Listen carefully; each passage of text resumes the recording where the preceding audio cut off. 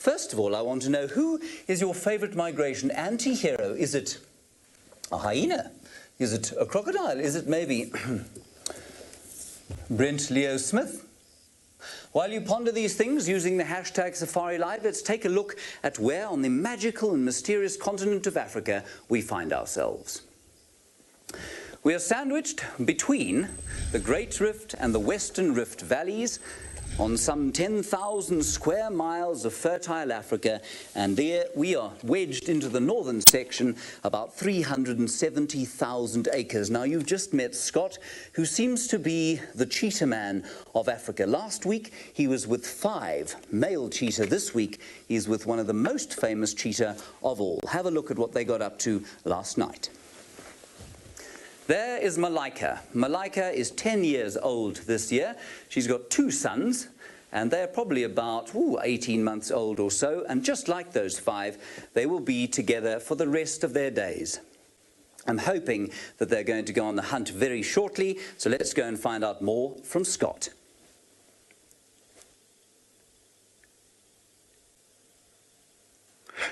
Hello everyone, my name is Scott. It's great to have you on board. We've been sitting in the pitch darkness all night with these 3 cheetah, and have a look at this. As Jandre flicks on the infrared light, boom, we can see, but no other animals can pick up these infrared rays. Look at how lucky we're getting. They've literally just woken up, and they are climbing up this massive termite mound. And this is one of their favorite vantage points in which to search out for prey and also for other predators which could provide some kind of harm and risk to these animals. Lion and leopard will attack cheetah, as will hyena. So they're starting off the morning well. They're not taking any chances with regards to running into any danger, and they also don't want to pass up any easy meals. Now, they did have a very small snack yesterday evening, as you saw, a Thompson's gazelle, and they are waiting for those masses to arrive at the back end of the migration, as James says. This is a female with 2 boys. They're about 14 months old at the moment. And Leanne, you're interested to know, how many cubs can a cheetah actually raise or give birth to? Well, they've got documents of actually as many as 8, which is quite a lot. And very seldomly will all 8 actually ever be raised. It's probably never actually happened. So what's more common is about 3 to 4 cubs being born, but sadly the mortality rate is very high. This specific female, Malaika, has done a great job in raising 5 young to adulthood, and I'm fairly certain in the next few months these 2 boys will be heading off and looking for a territory of their own. So their life is going to be changing in the coming months, as will hers, because she'll be thinking about giving birth to the next litter. So very exciting prospects, and what a beautiful sight this is. We're going to send you back up to the migration control with James. One of the greatest challenges of wildlife filmmaking is not to affect the animals that you are trying to observe. So we want to observe, we do not want to participate. And to this end, we have an intimidating array of technical whiz-bangery at our disposal. Later on, when it gets a bit lighter, we'll take you down to the rivers, where we've got a number of these cameras poised at the various crossing points. We've had lots of crossings this week, so we might be lucky this morning. And also we'll be floating into the air to pass over this landscape in ultimate peace. But of course the night presents the greatest challenge. It's there that we have the greatest chance of affecting both predator and prey. Now, to this extent we use FLIR thermal cameras and we use infrared. Let's take a look now with Brent at what a FLIR looks like.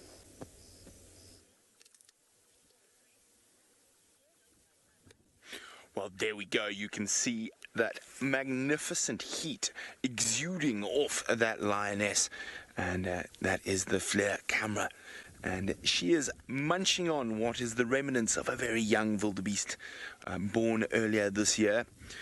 And the male lion ate 90% of it in leftover scraps. We have 8 lions spread through this area, and I don't think one little wildebeest that they caught last night is going to sate them at all. My name is Brent Leo Smith.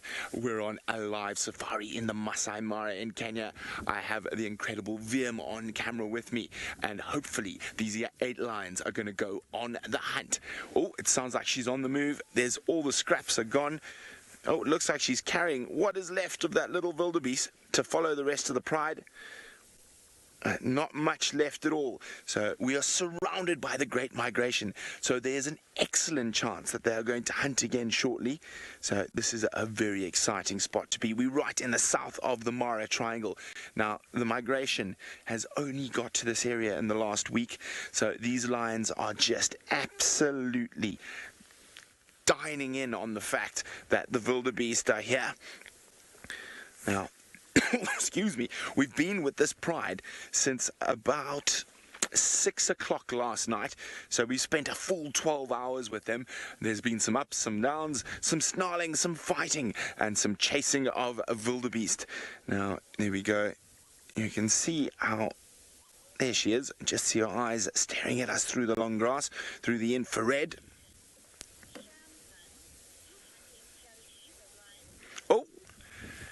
And we've got a wonderful question from Shamson, who says, does hunting strategies of the lions change depending on their territories?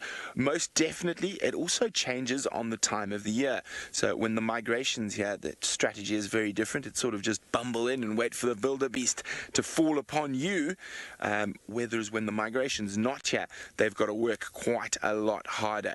And definitely territories will make a very big difference. Now, hopefully, I know Jamie's working around the Mara River where the Paradise Pride reside, and they have a very particular strategy of hanging around the main crossing points.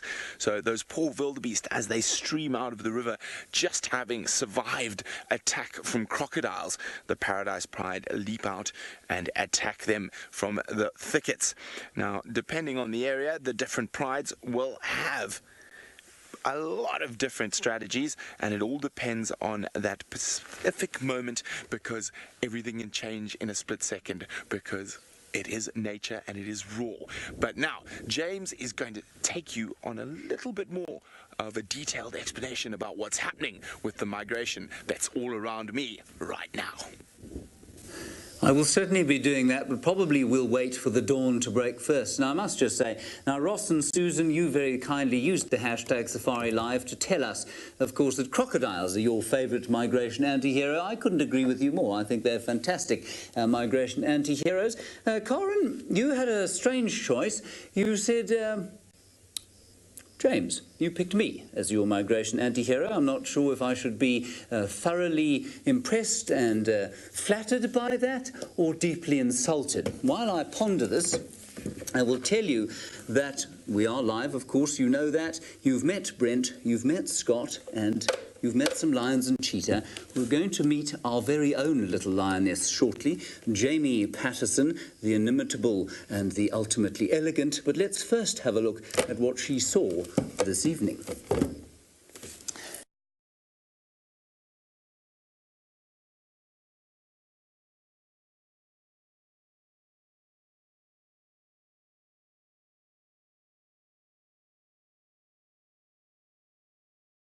That we are live, of course, you know that. You've met Brent, you've met Scott, and you've met some lions and cheetah.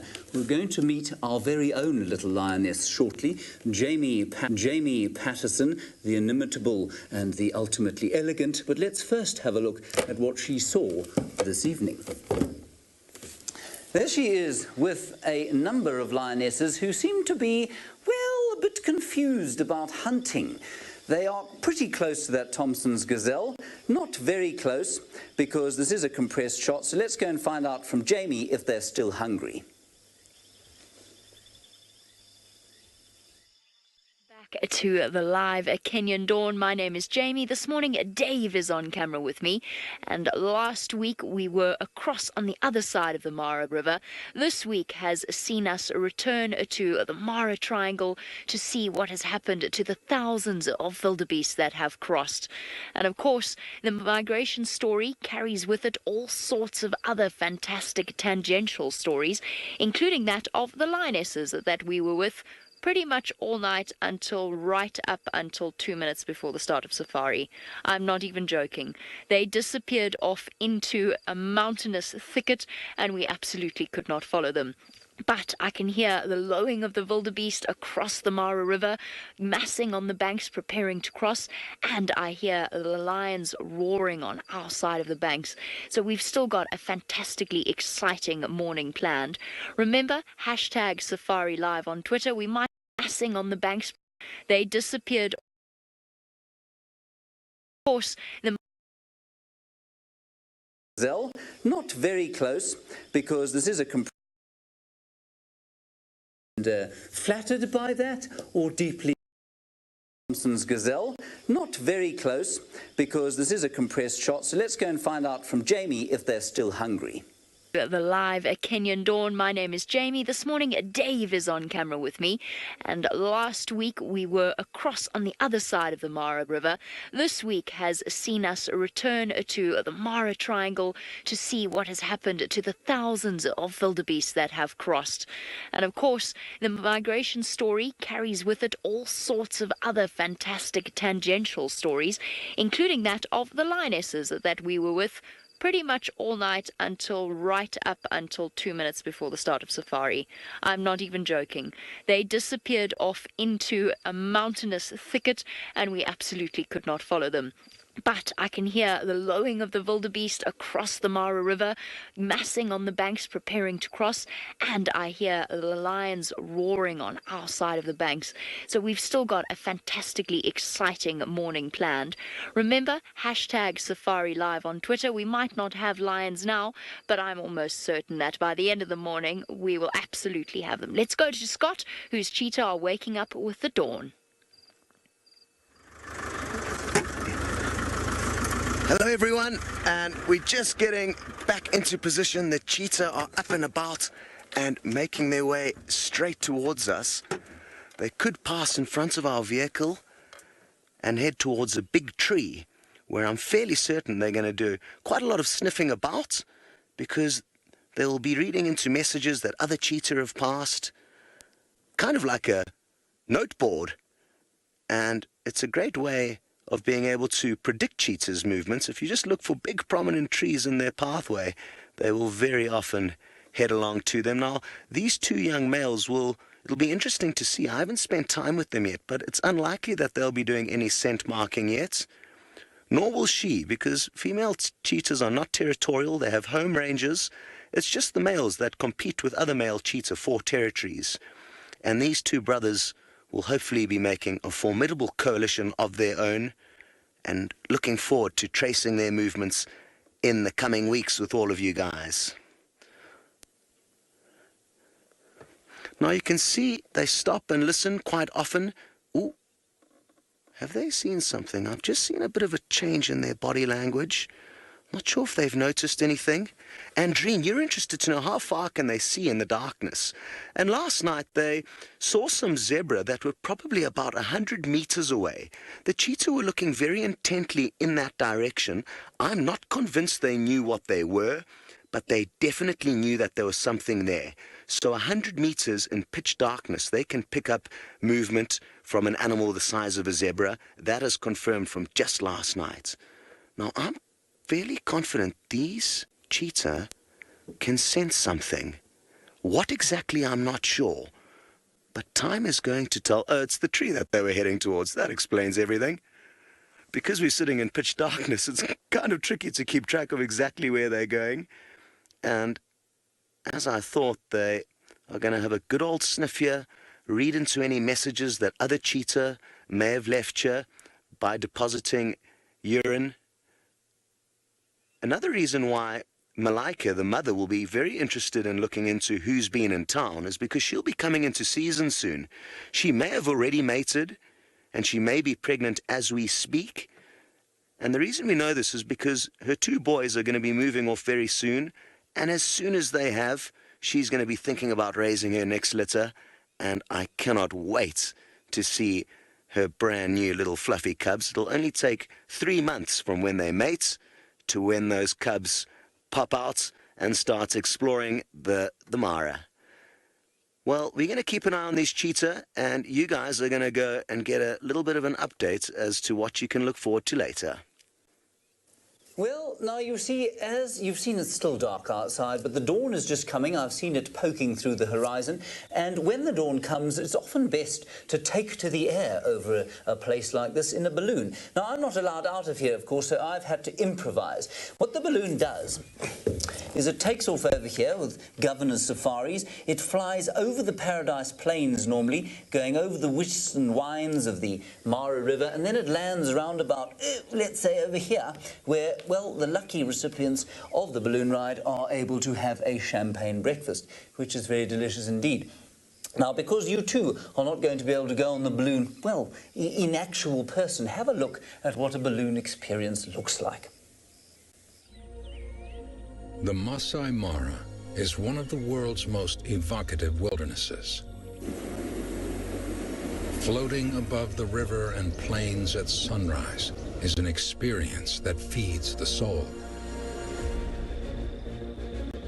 Hanging silent at the mercy of the wind, the extent of this natural wonder sprawls boundless in all directions. From the ceaseless twists of the Mara River to the verdant forests on its banks, then further to the red oak grass plains that support the abundant herds.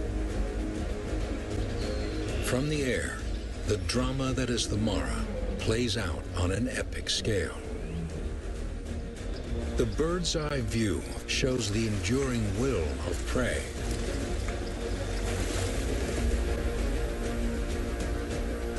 And the never-ending tenacity of predators.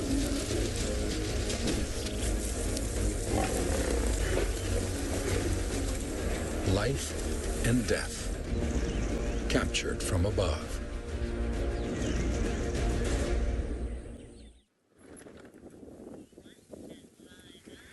Well, there we go, another lioness, one of the 5 that is spread through here. Now, it is starting to get light. You can see the dawn starting to break just to the east of me. Now, there are a massive wildebeest all around us. Remember, this is live from the Masai Mara in Kenya. And if you want to ask us any questions about the migration, the lions, the cheetahs, all the other amazing animals that are out here, you can do that by using the hashtag #SafariLive on Twitter. Now, it looks like this female is heading back. Where's she gone now? There she is. And she's actually heading away from us. And if we go across to the flare, you will see wildebeest, or you can actually just see wildebeest behind her now. So she's on the hunt. There we go. You can see the wildebeest behind her. Unicorn Bliss is wondering, are lions better? Do they have better vision during the day or at night? Well, their vision is equally good during the day or at night. It's about 8 times better than a human's vision at night. But the trick is for the lions is everyone else's vision is not as good as night. So that gives them a serious advantage. Now, all those little spots you can see in the distance, even that some of that pink hue, are herds of wildebeest. There must be close on 100,000 in this area. So there she is. You can just make her out in the infrared, and you can see some of the wildebeest behind her. Now, the grass is a bit short here. She might be looking for a different spot to try potentially stalk those animals. Now, we don't know where the rest of the pride are. They could be lying in ambush. She might be using herself as a decoy to push them onto the rest of the pride. So there are 5 females and 3 males in this area. This is the first time I've seen this pride. And this is one of the amazing things about being in an open ecosystem like this. There's constant fluxes and changes amongst the lion dynamics. Now, the 3 males I'm hoping to show you shortly, and they're around here somewhere, are quite young. I'd say about 5 or 6 years old. So they've probably only recently taken control of this territory. Oh, there, recently taken control of this territory, and that means the females are still unsure of them, and we're watching some very interesting behavior during the night, and the females were all courting. Now look at that massive black behind her. If we come out a little bit, there we go, just beyond that tree, that is all wildebeest. And now as we are in the fleur, you can see all that pink line in the distance of wildebeest. Now, she might definitely be trying to make her way towards that much bigger herd, which will obviously increase her chances of making a kill. The bigger the herd, the more likely there is to be an individual that isn't too well. Maybe it's carrying an injury. And now she's heading back to where we left that last female. Let's go up the road a little bit. So there's massive potential around. Now, what's happened, because those three big males around, most of what these girls are killing just gets scoffed up by them. There's a reason that saying a lion's share is the lion's share, because he truly does take most of the meat. Okay, now she disappeared into the grass just over here. Coming up, I think she's just over there.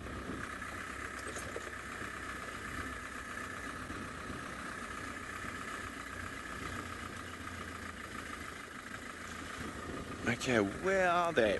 They are somewhere in this long grass here. 55 is wondering, what is the largest, there she is, prey species that a lion could bring down? Well, they have been recorded taking elephants. Can you believe it? But that type of behavior is quite specialized, and what you often find is that animal behavior will be area specific rather than species specific. So the lions here have no need to try hunt elephants. There's enough food about, where there is in other parts of Africa. During certain times of the year, there might be a need for them to hunt elephants. But yeah, elephant is the largest I've heard of. In this area, they will take hippopotamus and buffalo, which can weigh incredible amounts. Now we can see that looks like possibly some more wildebeest up ahead. So you're going to have to come back to see if these lions can successfully hunt after this short break.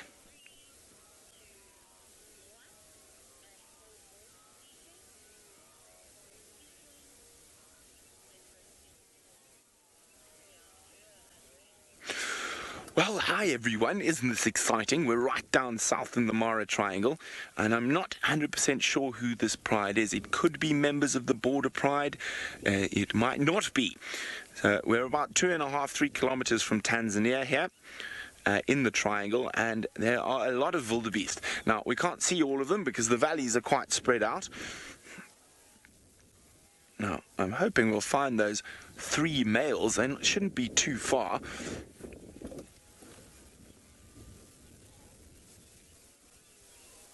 I can hear the wildebeest just to the northeast of us.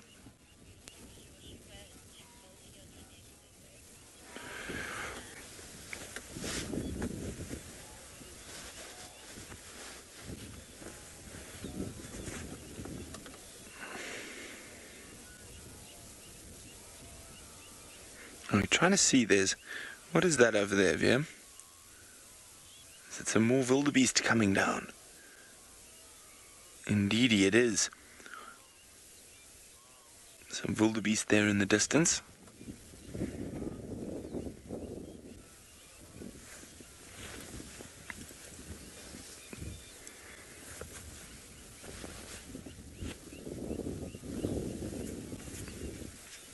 Now, those ladies have lain down in that long grass. We can barely see them now.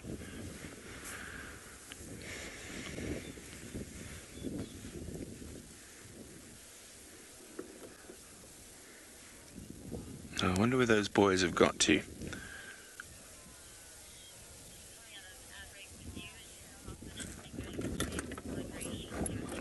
Okay, let's go see if we can find those boys while the girls are lying down. Don't think they're going to be too far.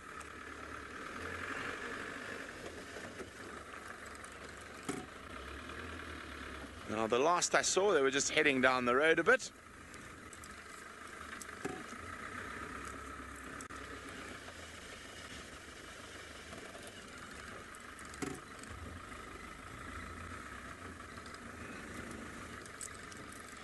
27-point turn. Wait, there's a male lion walking towards us. I don't even have to go anywhere. Is that a male lion or is that a hyena? What is that walking down the road? I just picked it up. Oh, hello. It's a hyena. Maybe it smelt that carcass, which means the male lions are probably somewhere in front of us.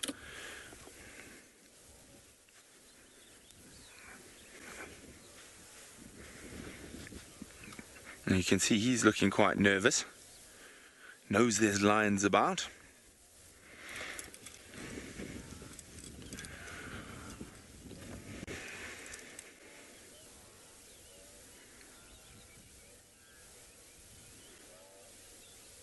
You can obviously smell the carcass.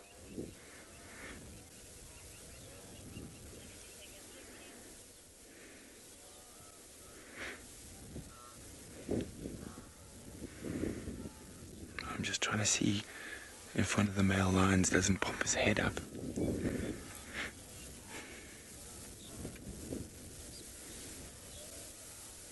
Oh, is there a male lion that popped up behind that hyena? What gave him a fright there? No, no male lion there. Maybe he caught a whiff.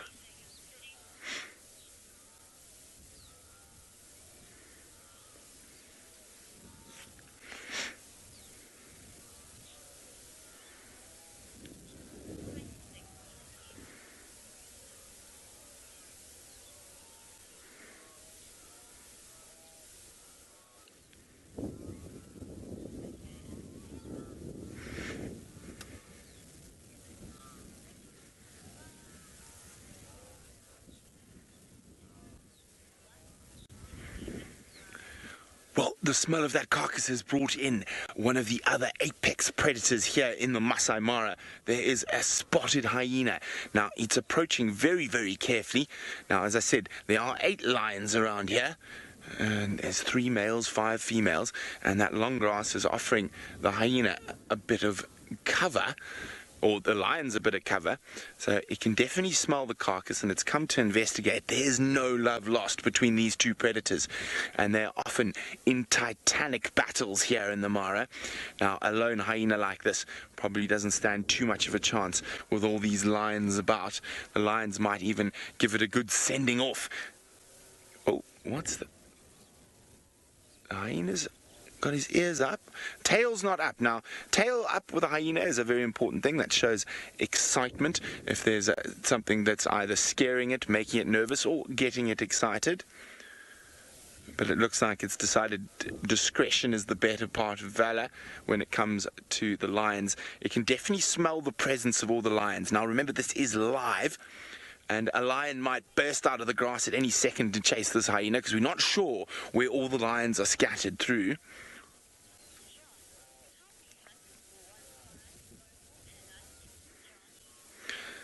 Hi, John. John wants to know, how many hunts will a pride of lions go for in a single night?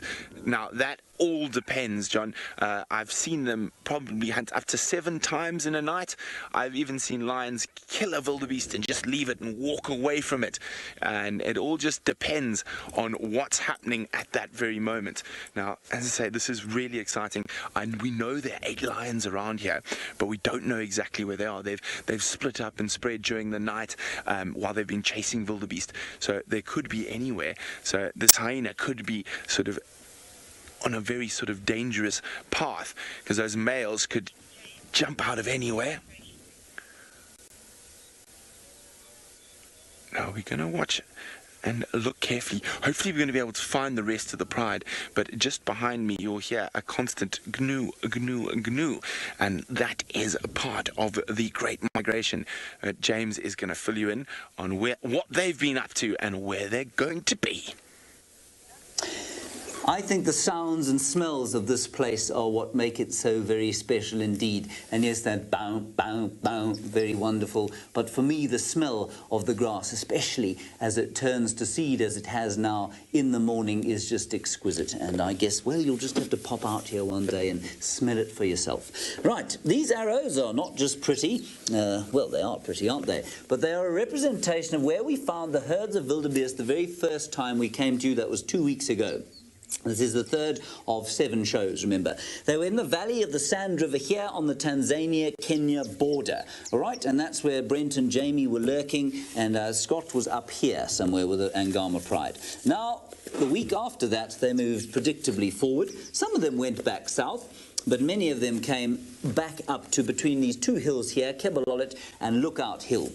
And there they lurked, and we saw them there. Some of them crossed over the river in huge numbers down towards this area here, which seems to hold a huge amount of fertility. It's round about where Brent is now. It's called the Salt Lick area. There are a lot of marshes, a lot of green patches of grass, and that's where they went. Then this herd started to move up towards the main crossings. One group went up towards around where, well, Scott was with the 5 brothers yesterday. They were over there. He's now down in this area, also with wildebeest.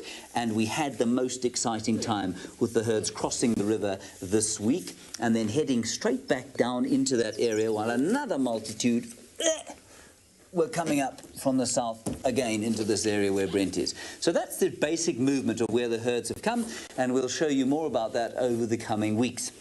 I mentioned these crossings. Have a look at our first great wildebeest crossing of the year. We're going down towards the main crossings. Now, those are the northernmost crossings that we have in this area. And there you can see the astonishing numbers of wildebeest arriving there. It's quite difficult, I think, to conceive of what 100,000 wildebeest look like until they arrive en masse like that.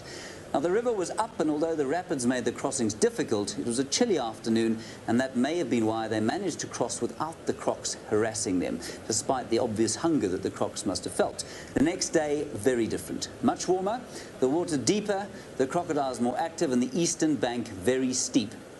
Another countless multitude made the attempt. Most of them survived, of course, but the river and crocs still took a dreadful toll. Most of those who died drowned, trampled by the panicked herds, and the crocodiles will be feasting on those carcasses for many days to come, I think.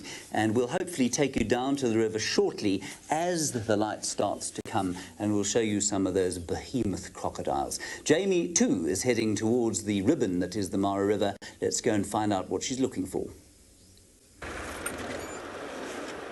I've got the Mara River right in front of us. So I've been following the roars of the lions all morning, but apparently the lions have it in for me. So I thought we'd come and investigate one of the main crossings and then go and have a look and see if we can't figure out where all of the wildebeest and zebra have gone.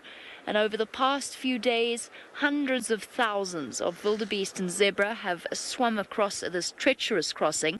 And what I've learned is that they seem to want to leave the river as soon as possible. And I don't just mean when they're crossing it, I mean once they've reached the other side. They don't particularly want to hang around. And one can hardly blame them after the traumatizing crossing, seeing so many of their kin falling foul of the river and its residential crocodiles. And then, of course, the waiting paradise pride on this side of the river. We're going to race off in that direction to see if we can have a look and see if we can find them. But before we do, this is my absolute favorite time of day out here in Kenya. We have the whole place to ourselves.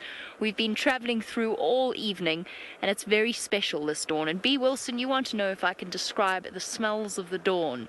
I absolutely can. There is a unique dusty scent to the air, and somewhat damp because it is quite chilly.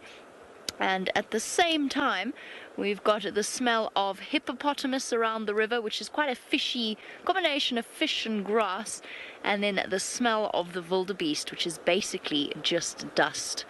It is a unique scent, and every now and again you catch a sad whiff of a deceased wildebeest that is decomposing. But for the most part, it is a truly atmospheric experience. It is also a very chilly one. This has probably been the coldest night that I've experienced in the Mara so far. There you go. That is not a rock, as you can tell by the splayed legs. That is one poor wildebeest that did not make the migration this year. Sorry, mister. Nothing will go to waste, though. I think we should go off in search of some of the live members of the migration. And keep a lookout for lions on the way. They stalk the banks along this particular patch of river.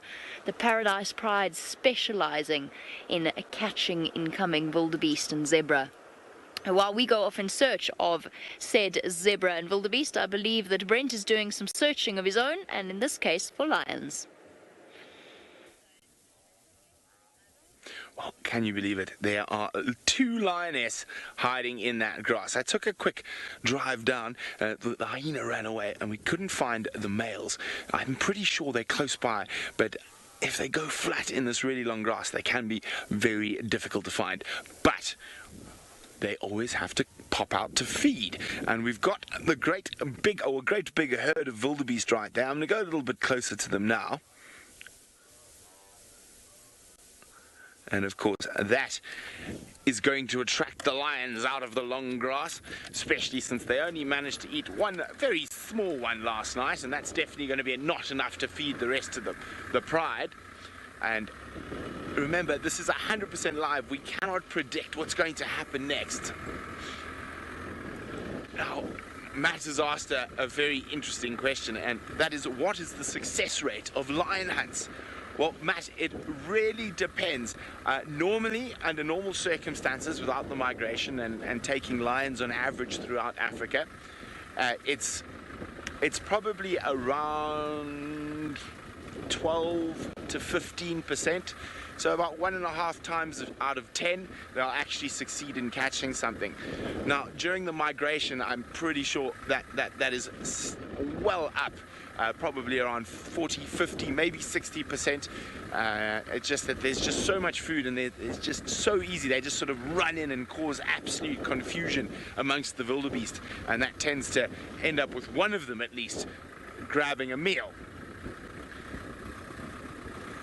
Okay. So earlier this evening at about 3 a.m, this whole valley was littered with wildebeest.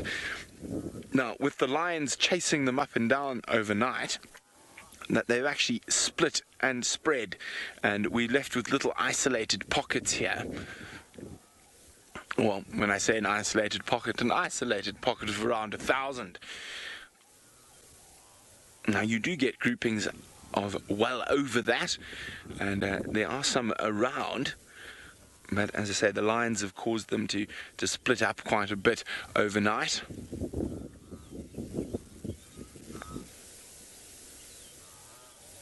Here we go, nice big group.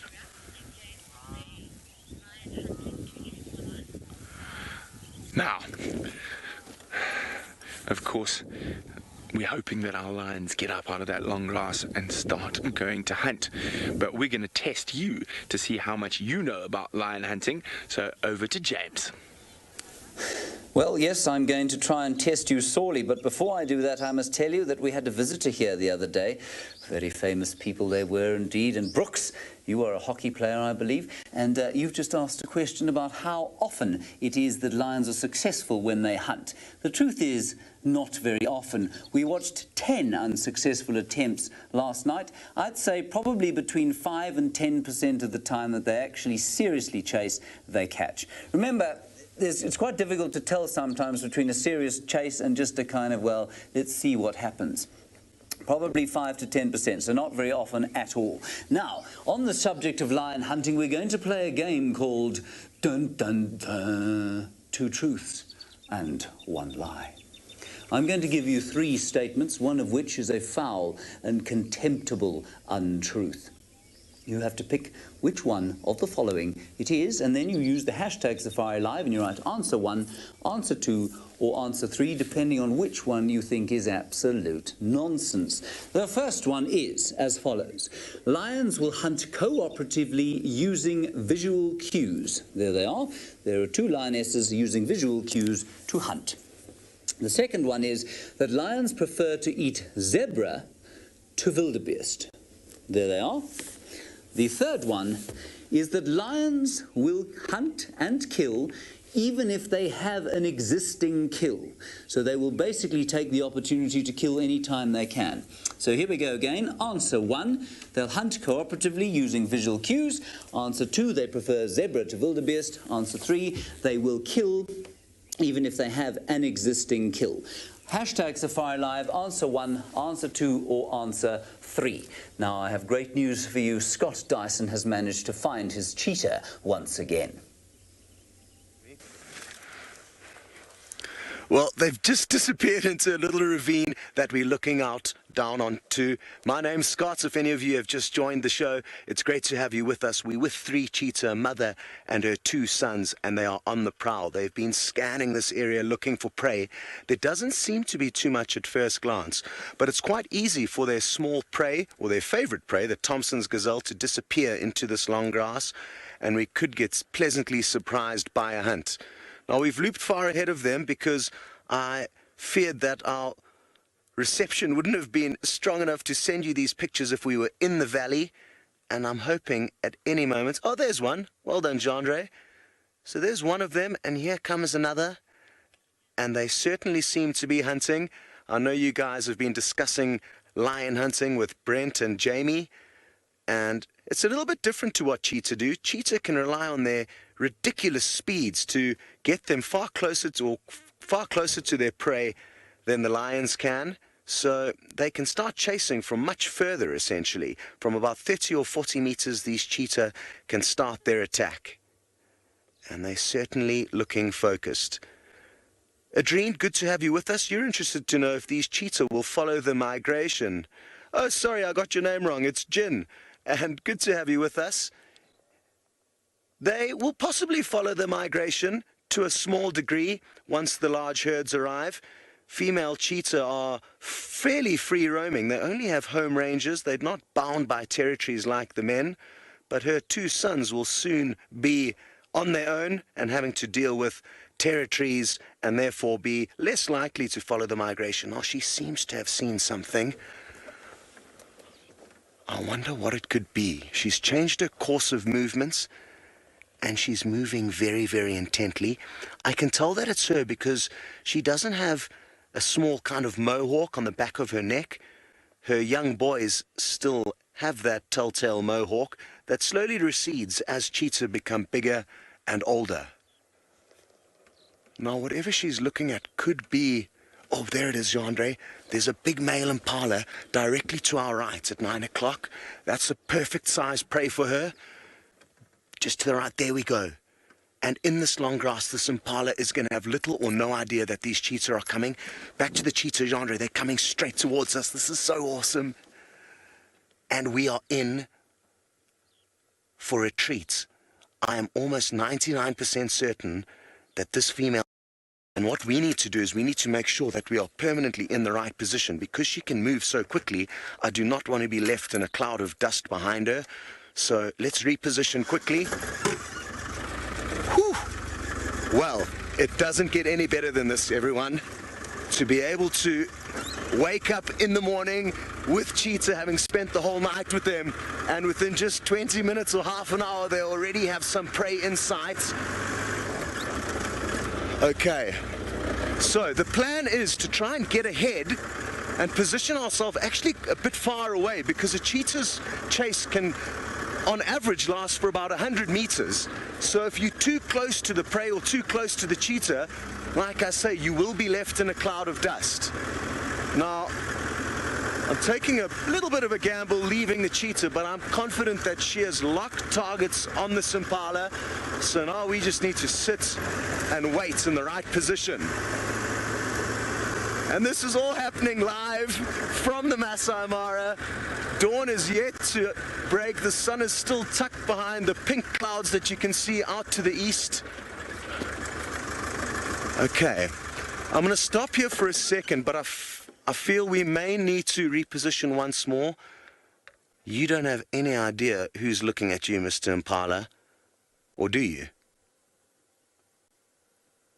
How did you see them? It's impossible that he could have seen them. Maybe he just had a funny feeling. And if he had have seen them, he would have stopped an alarm called. He would have definitely shown a lot more interest in them. So obviously that impala could understand what I was saying, because as soon as I said it, he decided to run off. Let me just have a quick look and see if the cheetah are coming over the rise yet. I'm guessing it won't be long until we get a few visuals of their heads poking through this golden grass. But I can't see them just yet, so maybe they've become a little bit waylaid, or maybe they've seen something else. Whew. The impala's continuing to run off far away, so he's made a good move this morning, and I don't think we're going to get to see the cheetah bearing down on him. But like I said, just moments before we spotted that impala in this long grass, there could be multiple prey waiting for these cheetah. Now, while we wait for them to pop back onto the ridge where we can see them, we're going to send you back to James. Hello everybody, you can see me in a state of some distress.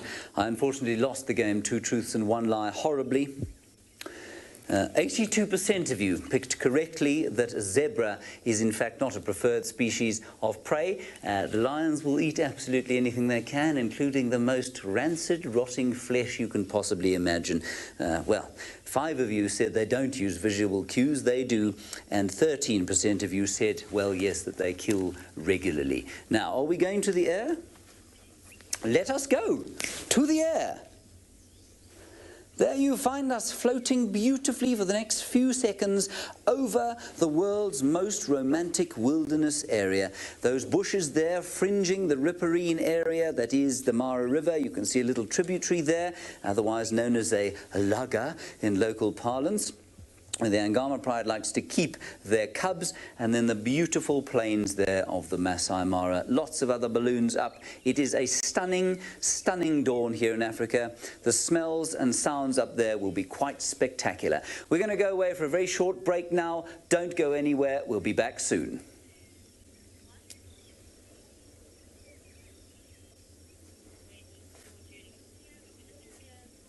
Okay, well done everybody.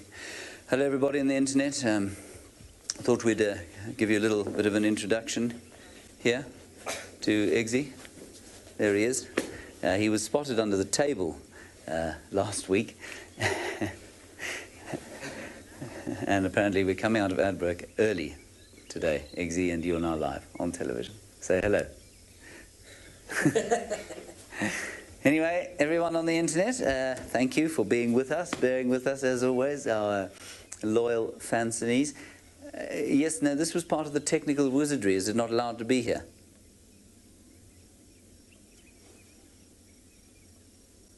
You're getting shots of it.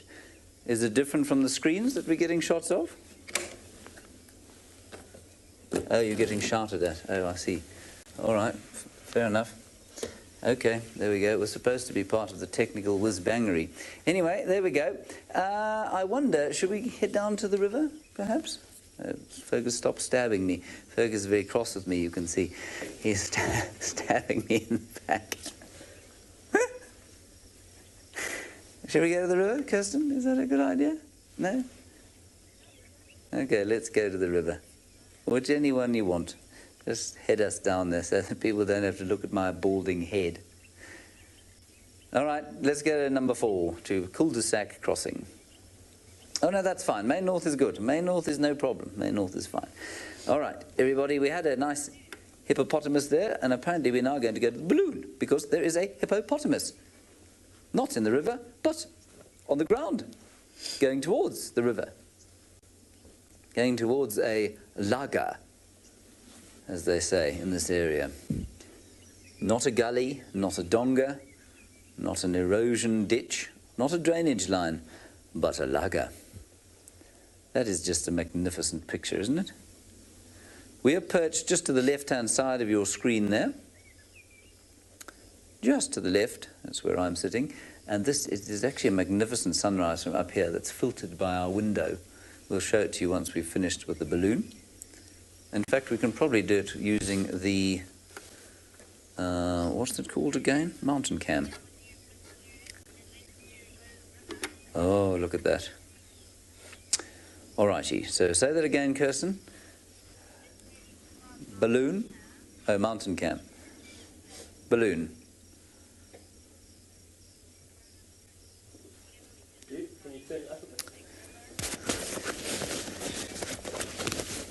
I would go with river. Remember, we were going to do the play-by-play before the Paradise Pride clip, but we don't have to. We don't have to. Let's go balloon, Paradise Pride, because we saw them last week from the balloon, and we've seen them in the roll-in, so that's fine. Let's go balloon, Paradise Pride. I'm just discussing with Kirsten what we're going to do when we come out of the advert break, everybody, if you're wondering.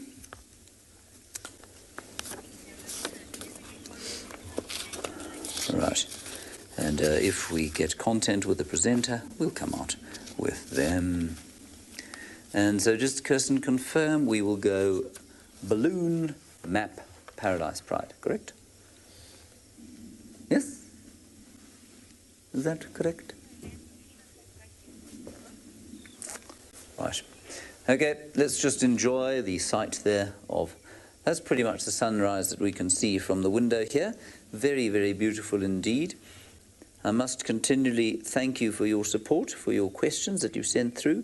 I didn't see too many regular viewers, but I haven't been watching all the questions. Andreen, you're one that pops into my head, so thank you for your support. And you mustn't be, I know some of you like to hold back a little bit. Oh, we've got Cheetah on the balloon, chasing a jackal. Oh, no, it's a playback. It's not real. Sorry, I just suddenly saw the screen and Cheetah chasing jackals. I'm gobsmacked. Anyway, don't worry. Everything is fine. Everything is still okay. Wow. Okay. Looks like we'll be showing a very nice replay. Are we going to be doing that replay, Kirst, or was that something for later? I don't know what's going on anymore. Okay, never mind.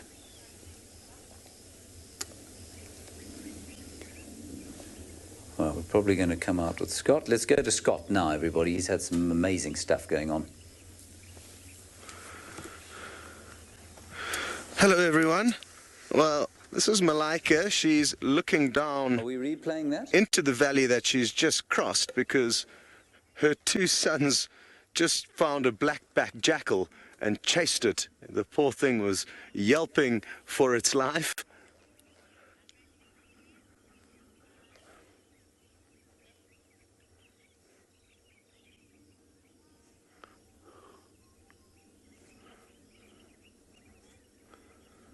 Well, a possible reason why the cheetah did not get lucky with the impala earlier is because I think this female's two young boys got sidetracked and started chasing a black-backed jackal, which is a fox-like creature, and they managed to actually catch it, but they didn't kill it, so it was a happy ending for the jackal and some interesting antics for these two young boys. You are coming to us live, or we are coming to you live from the Masai Mara. My name's Scott. It's good to have you back after that short break. As I said, this female is waiting for her two boys, and she's actually been trying to contact call them. It's kind of a soft yelp. Yelp. That is my very average impersonation of the call, but it's a kind of high-pitched yelp, and I think she wants them to come back and join in with her on some hunting. They are hungry, even though they had a small snack yesterday evening. They are certainly going to have breakfast on their minds. She's just waiting patiently now, as a good mother does, and you can see her calling now, opening up her mouth, letting off these high yelps. The boys are coming. They are just crossing through a valley, so they'll be with her in a couple of minutes, and hopefully by the time they join her, they will all get up and head off and start hunting. In the meantime, though, we're going to send you back up to the control room, and James is going to run you through the jackal chase down. Totally live here from the Masai Mara. Hashtag Safari Live is how you get hold of us. Any questions or comments that you'd like. Let's take a look at the quite amazing thing that Scott just saw. Here we have the two naughty boys chasing a dog. The tables are turned, cats chasing dog. And you can see it's not a very serious chase there, because that cheetah is the fastest land mammal in the world. That jackal is probably about as quick as your garden variety Alsatian or German Shepherd. Amazing, amazing stuff to see there. And that other vehicle, of course, is a bunch of tourists who have had a very spectacular dawn indeed. Let's head back to Malika and her recalcitrant boys. Okay. Okay. She is still waiting patiently, and her two boys are not far off. I'm sure in the next 20 seconds or so, they're going to join up with her. It'll be interesting to see if they show any affection towards her after their short time away. There's some tourists who've got out nice and early and are cashing in on this wonderful sighting. We're in a beautiful section of the Masai Mara with expansive views looking out to the west. I'm looking forward to the sunrise and the golden light that it provides us, because we will be bound to get some beautiful images of these cheetahs as they go about their morning hunting. So these are, or at least this is one of the two boys that just chased that jackal, and I'm sure you enjoyed that excitement. That poor jackal didn't get off to the best start half the day. Hello to Shannon in Ohio.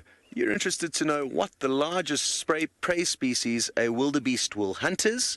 And as far as I'm aware, a fully grown wildebeest is about as big as it gets for cheetah. However, it must be said that will be coalitions. A little bit of affection. Good. So yes, the 5 males that we were with last week, we actually saw yesterday afternoon with a fully grown wildebeest. It apparently took them half an hour to kill it, and they actually made the kill in midday. So that's 5 of them joining forces. A female like this, I've seen one catch an adult female kudu, which is a large antelope weighing about 300 pounds, and she was actually very, very lucky because no hyena found her kill, and she managed to snack on it for 3 days. So unique and interesting things do happen out here in nature, but more often than not, they will be taking small prey, 15 to 30 kilograms. Thompson's gazelle is her favorite food. I'm almost certain of that.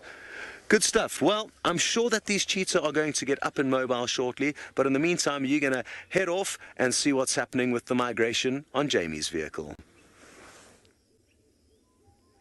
The migration is trickling into the Mara Triangle, or should I say, streaming in at this point. It started with a couple of hundred wildebeest, and now it's a couple of 1,000. And have made their treacherous journey and survived the terrifying crossings, jumping over crocodiles, managing to scramble up the banks, avoiding breaking their legs, avoiding drowning. And these are the survivors that have gathered together. And grass has had just under a year to recover. And here the lawnmowers are once again ready to feed on the red oat grass plains. One thing that I've noticed is that the wildebeest on this side of the river have been a lot quieter than they were when they were on the other side of the river. It seems as though the chaos of the massing at the banks has calmed them somewhat, and they've all managed to regroup once they're on the other side. You still get the odd male chasing a female around, but just look at this, and this is just the start of the migration arriving on the western side of the Mara River. Sending through your question, Reed. Reed, you were wondering why the wildebeest come through at this time of year. And the answer to that is, at this time of year, the Mara, or the Masai Mara, has just experienced a long period of rainfall. So from around about January to May, there a huge amount of water falls, which of course nourishes the grass. Oh, look at that, a wattled starling sitting on the back of the wildebeest. So a huge amount of water nourishes the grass. It grows up nice and thick and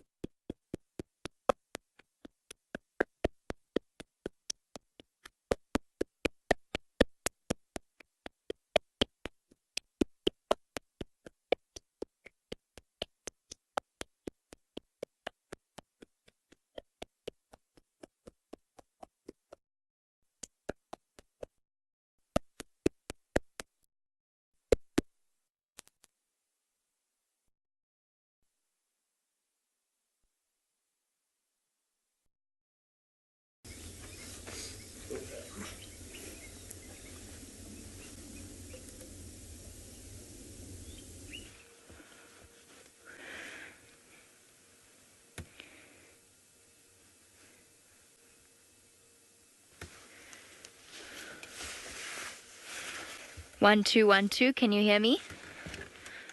How are you doing? All good? All bad? Do you want me to stay here, Kirsten? 1 2 1 2. Speaking, speaking. Can you hear me? Can you hear me? I'm speaking. Benedict Cumberbatch. Can you hear me? Yes, I will. What are we going to do when you come back to me? Balloon, then Paradise Pride. Cool. Are we on the internet? Can I greet my friends on the internet? Hello, hello. 1 2 1 2. Testing. 1 2 3. Smoothly until then. Now we find ourselves in heart-throbbing terror once again. How long have we got, Kirsten? I will absolutely. How long have we got? 2.5 minutes. Okay. That's enough time to tuck my shirt in. Everybody, do you like? I bought a new shirt this week. Did you like that? I like my new shirt. We did have a technical malfunction, which I will explain to the TV viewers, of course. Those of you who follow us regularly will know that that is well, it happens from time to time. There are challenges out here, you know, challenges. It's not like broadcasting out of New York, or London, or Sydney, Washington, D.C., Los Angeles, well, Sydney, perhaps.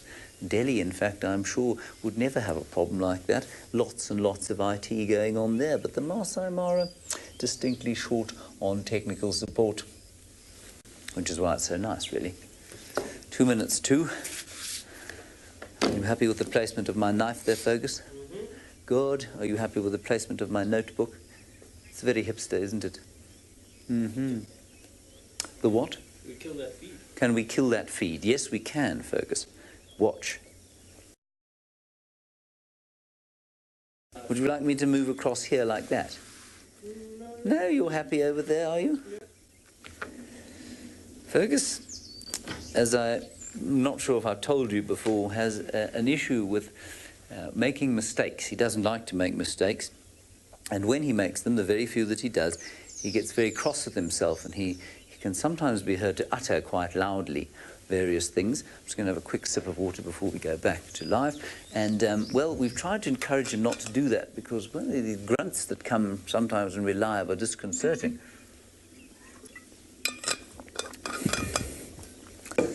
All righty.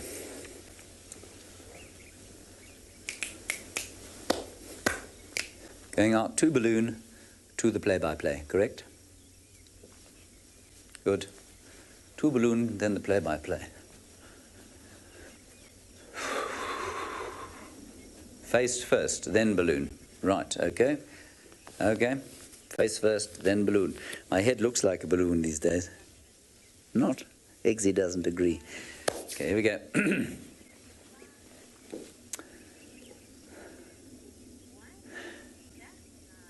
Welcome back to the Masai Mara, everybody. I'm sorry for that rather abrupt sort of change or removal from the migration herds that Jamie was sitting with. We did have a bit of a technical glitch. I do apologize for that. My name is James Hendry, and it is wonderful to be talking to you from the Migration Control Room. Behind me, you can see our magnificent view, as I promised. And hashtag Safari Live is how you get hold of us. You can send us anything you like, any questions, any comments. We'd love to hear from you. Let's take to the air.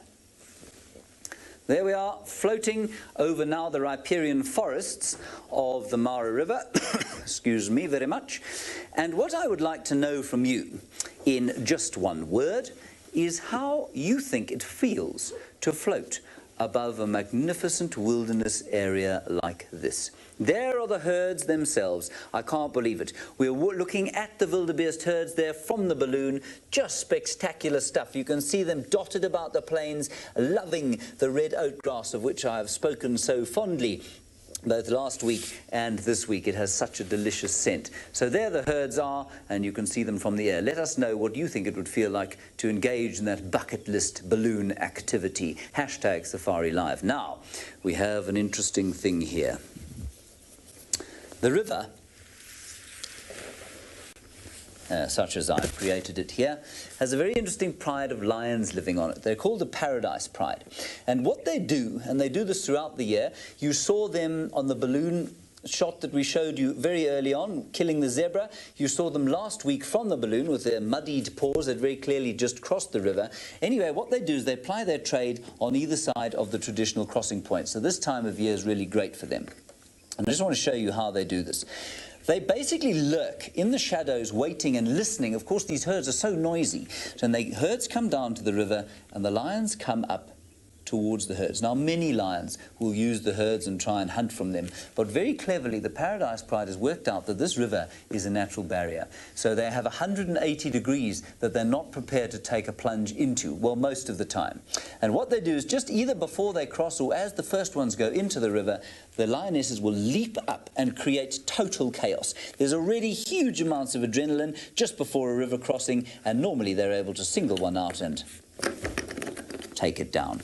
Have a look at the Paradise Pride plying their trade this very week. There you can see the herds down. Well, you will see them shortly. They're there. That's their territory. This, you can see the Paradise Pride territory covers both or all of the main crossings. They're the big herds preparing to cross, and this lioness is about as excited as we were to see the herds up here in the northeast. As I say, they use the long grass there, they use the contours of the banks in order to sneak up onto their prey, waiting for the perfect moment. There's confusion there already, you can see, and then as she chases, total chaos will reign. There we go. Now, she wasn't successful on this day, but the very next day this crossing happened. You can see her employing exactly the same tactics. She leaps up here, and in the total confusion, there's a youngster, which unfortunately has made the trip all the way up here from Tanzania and is not going to be making the return trip, very sadly. So that's the Paradise Pride, and I'm really hoping Jamie's going to find them. She's around their territory, and with any luck, we'll find them with her, and let's go and find out how close she is to them now. We are very close indeed. Now the question is, where are the Paradise Lionesses? We followed 3 of them, but it is quite a large pride, and they do lurk around the Mara River. And of course, during the time of the migration, no matter how full they are, they will always find room for more. Now, these are the lucky wildebeest, the ones that have made their way away from the Paradise Pride, but they've come in the direction of 4 male lions that I happened to see yesterday morning in exactly this area, including one of the most famous lions in the world, a male lion called Scar. Now, I think that those 4 are the ones that are responsible for the incredible amount of noise, and I hope that towards the end of the morning we're going to catch up with them. Or perhaps while we sit with the wildebeest, they might find us. They will be hungry, they will be looking for food. I did see one of them briefly last night before he managed to shake me off and disappear down into the river, and he was looking absolutely starving. Those male lions have to sort of balance their time between defending their territories and hunting and feeding. Luckily, at this time of year, feeding has become a great deal easier. Just listen to the sounds now that they are being a bit more vocal.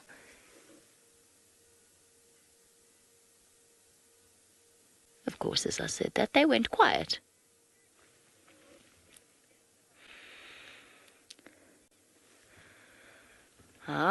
Conspiracy, wondering about the lack of scavengers and asking, don't the scavengers follow the herd, and why the lack of vultures? I honestly have seen more vultures in the last few days than I have almost in my entire guiding career. In the years that I've been guiding, there are so many vultures around, all looking very fat and very happy. The reason that they're not here is because there are numerous wildebeest carcasses around the river, and they have been feeding off those. In terms of other scavengers, I've also seen lots of jackal taking advantage of the enormous amount of food, and of course the spotted hyena that is both a scavenger and a hunter in its own right. They've all been lurking around.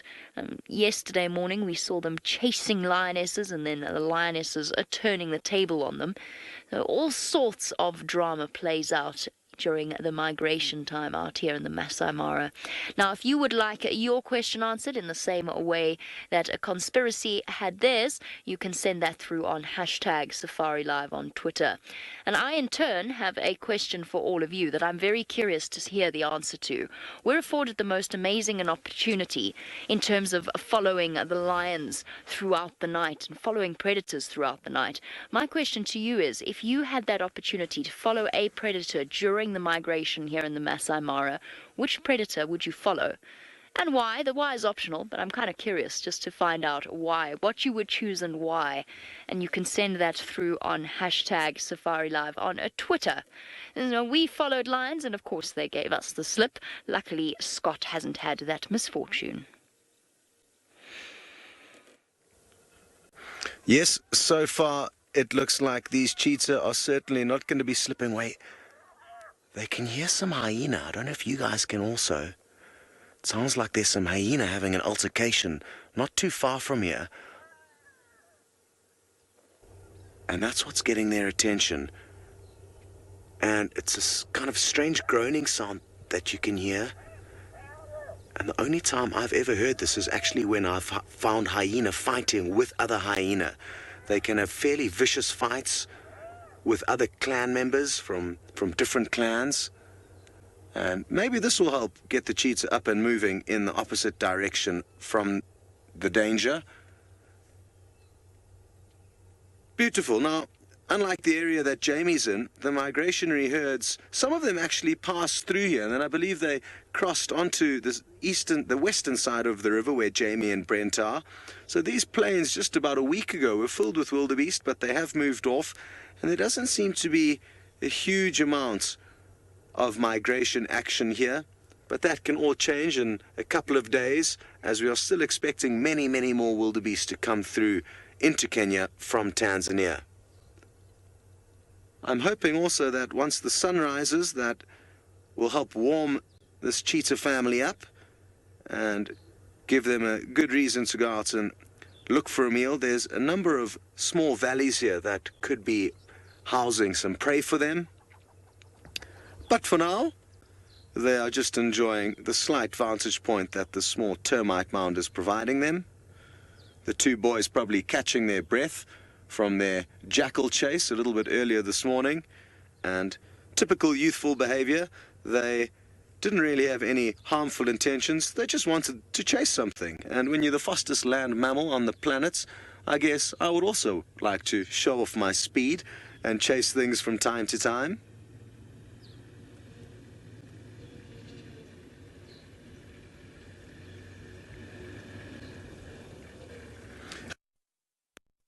It's true that cheetah cannot roar, number one, and number two, that they cannot retract their claws.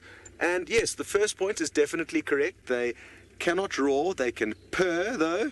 So purring is the equivalent of a cheetah's roar or a lion's roar for cheetah.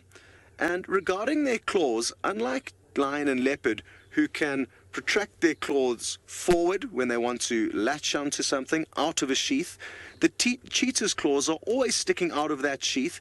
They can be protracted slightly more when need be, when latching onto prey, but their claws are always evident, even in their tracks. So they are quite different to lion, leopard, and your average house cat. So both of those points are true, and I'm glad you checked in with us to make sure that was the case. These guys started off the morning very intently and have kind of slowed things down a bit, but just as quickly as they woke up from a 7-8 hour slumber, they could get up again, and hopefully they will find some prey. We're going to send you back to James in the control room. A beautiful, beautiful dawn down in the Mara, and it's just twinkling very gently on the water's surface. Let's have a look. There we find ourselves at what we call Main North Crossing over there. And we'll just swing from side to side. It's the one that Jamie was at earlier on. You can see some yellow-billed storks in the background. You can see some balloons flying gently over it.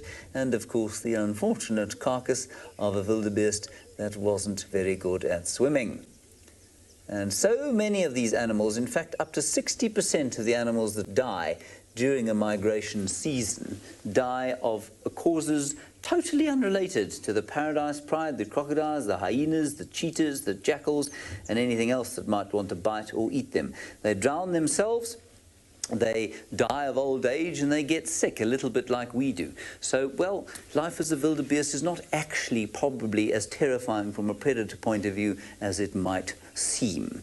Now, of course, if we come down here, this is the Mara River. Well, you know that cats do not like to swim, don't you? And if you doubt this, go and grab your house cat and try and give it a bath. The number of lacerations on your body afterwards will dissuade you of the notion that cats like water. Big cats do have to swim, however, sometimes. You've seen the paradise pride has to go across the river there. We know that in the Pantanal, jaguars filch alligators out of the water all the time. And sometimes cheetah, too, have to go across water when we've had a lot of rain. Now, what we're going to show you is some footage shot by senior Mara guide Paul Kirui on the 6th of July. Take a look at the 5 brothers, well, struggling to get across the river. There they are there. You can see them, lots of rain in the Masai Mara over the last few months, and while it's inspired the grass to sprout and turn the grains clean, it's also made the rivers run. And this poses something of a difficulty for creatures who do not normally take to the water. The 5 Cheetah Coalition that we met last week busied themselves here, but what's really interesting, if you watched to the right-hand side of your screen, the cheetah there that's just disappeared is the collared male who normally leads the hunts, and he was the one most reticent to try and get across the water. 3 of them got into the middle of the stream there, and then they hissed and growled at the water, and then eventually this fellow lost patience. He jumped in, the rest of them thought, okay, and then eventually the leader jumped across too. Well, got his little paws wet and had a bit of a rough time. Anyway, that's how they got across that water. And that was shot by Paul Kirui on the 6th of July. Still a bit of rain coming here, and so still a bit of cat water crossing very soon, I'm sure. Let's head back down onto the Mara floor with Brent and the bow, bow, bow. Well, we do have a but with the most gorgeous golden light breaking through the cloud, and a long stream of wildebeest coming from those river crossings, heading towards the luscious grasslands that are here in the south of the Mara Triangle. Now you can see, while they are moving between grazing areas, they tend to try keep in these long single files, and isn't that absolutely gorgeous? And you can see them coming from miles and miles and miles. My name is Brent Leo Smith, and we are on a live African safari in the Masai Mara in Kenya. Now, I left those lions I was with a little bit earlier. They curled into little balls and went to sleep. So I don't think there was going to be much happening there. And I heard some lions earlier this morning roaring in this area. So there's a lot more wildebeest here. So we think we might have a bit more luck here. And you never know what's going to happen on a live African safari. Remember, hashtag Safari Live on Twitter if you've got any questions for us. Also, one of the main were roaring, but there is a massive male leopard that I've seen quite a few times in this area, and I'm hoping he's doing the same as the lions and the cheetah and the hyenas and taking advantage of the migration. And I'm hoping, well, he could be around the next little bend, and he tends to like this little rocky outcrop here. There are some wildebeest on it at the moment, but of course a leopard is the king of camouflage.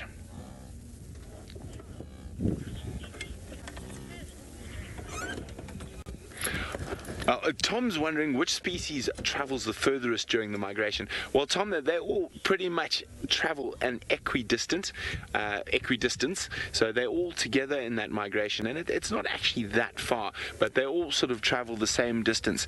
Now, of course, certain herds will travel more than others, and that's due to the local rains. So it is not a set migration that they stick to every year. It can change depending on local weather patterns. Now, what I'm really hoping for while I was sitting up here is that if we don't hear lions roaring or leopards calling, I was hoping to hear alarm calls of wildebeest and zebra, which are mostly snorts. And the zebra, I'm just not going to attempt. It would be too ridiculous. Now, there's a huge mass of wildebeest in front of us, so we're going to keep sneaking forward, hoping that we find one of the predators. I did see some male lion tracks here, and I'm pretty sure that's the one who was roaring this morning while we're sitting with the other lions. So we're just going to take a quick squiz around the corner, because you never know what's going to be there. Now, there is quite a stiff breeze coming from the east, and it's very chilly. As you can see, I have my Maasai shuka, which is pretty much a Maasai blanket on, just to try break a bit of the wind. Now, see, I always get fascinated when I see a gap in the wildebeest. Does that mean there's a possible predator here? Well, while I peruse this area very carefully, let's go have a look at what a balloon looks like from the ground. Well, isn't that interesting? The balloons just dropped below the valley on the opposite side of that ridge, and I'm sure its passengers are having a wonderful time skimming the grasses as they go. It's turning out to be a beautiful day in the Mara, and as you can see, many a balloon is enjoying the adventure. We are still sitting patiently with Malaika, a female cheetah, and her 2 cubs, and I'm hoping they're going to get up soon. They've had their heads down, they've been fast asleep, but they've all got their heads up now, and hopefully, like I say, it won't take long before they get back on the prowl. It's not uncommon, just like us as humans, to kind of take our time when we wake up in the morning, ease into things, and it seems like this family is doing the same thing. But at any moment, they could get up and on the go, so looking forward to that moment when it happens. Ooh. I thought she was about to do it there. Seeing as though she's decided not to, we are going to send you back up to the balloon looking at one of our vehicles. There we are in the balloon, everyone, and that is Jamie Patterson elegantly waving at you. Of course, she's got David in the camera seat with her, and an askari or ranger protecting, well, the interests of the reserve and her. There is a beautiful impala running across the plains. You can see the ancient animal paths there that lead creatures that leave big paths, well, perhaps like elephants and hippo, to and from their favoured grazing and watering grounds. And also, I suspect that the wildebeest use them as well. Memory, your one-word tweet for this bucket list experience was exhilarating. Thank you very much for that, Memory. It certainly is exhilarating. It's awe-inspiring. It's all of the, well, cliched words you might use to describe an event that pumps your adrenaline and makes you feel very grateful to be alive. That's certainly how I felt when I was on the balloon. Marvellous, marvellous stuff indeed. And you can see there is probably going to be, hopefully, be a bit more rain. That'll give us a sort of greening of that landscape with any luck, and then we will find the wildebeest moving up towards this area. Now, Jamie is over here on the map. You saw her driving along like that. Let's head back to her now and find out what she's looking for.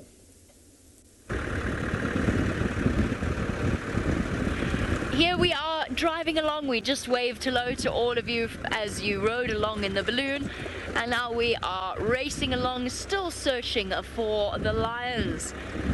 Now, the migration sort of ends around about here, but that doesn't mean that there aren't a few stragglers up ahead. I haven't had any luck with the male lions that we've been searching for. While we look at the beautiful Kenyan sunrise, I'm going to go and find my favorite pride of lions, the Angama lionesses that have their gorgeous cubs up hidden in a massive dried up river system. I want to go and see how they've survived the heavy rains of the last few days, and to get a glimpse of them before the migration gets here properly and they find themselves in a time of plenty.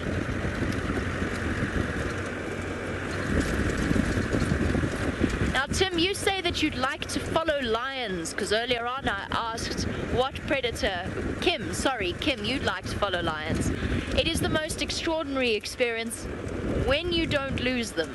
But when you're with them, watching the way that they coordinate their hunts at night, and of course we've got this amazing technology that gives us far greater greater insight than I've ever had into the way in which lions coordinate their hunts and actually plan out their hunts. Because if you sit with lions from sunset, you can see them looking, marking out the herds of wildebeest and zebra, and then marching straight towards them. I think I would like to follow the hyenas next. I think it would be amazing to watch the way that the migration impacts their lives as well. Let's go see if we can't find some lions ourselves. So as we race there at the speed of light, we of course will never travel as fast as Scott's cheetah. So, as you can see, nothing has changed with the cheetah. However, if we look up onto the ridge at our 2 o'clock, Jean-Andre, alongside that herd of wildebeest, I've just seen a herd of Thompson's gazelle arrive onto the fray. Where have they gone? I just saw them skipping towards that herd of wildebeest, but they've obviously just moved off. Check to the left of that, Jean-Andre. Yeah, there they go. They're to the left of that. And keep going left, you'll pick them up. Where have they disappeared? There they go. So that is the ideal prey for this cheetah. That's the same tree that they were sniffing around when we first started the safari this morning. And who knows, Malika, the mother, may spot them up there and head back and try and claim one for breakfast. They're not too far off, and at the speed that cheetah can move, they can run down those Thompson's gazelle in no time. So some good prospects of prey nearby, but still quite sleepy, as you can see.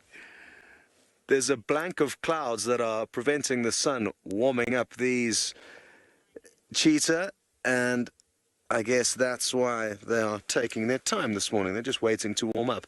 Hello to Valentina, who's just 9 years old. It's very good to have you with us. And you would like to know, why do cheetah have these spots? Well, the reason is so that they can help blend in to the long grass. By having lots of little spots, it makes their bodies very difficult to see for the Thompson's gazelle, the animals that they hunt.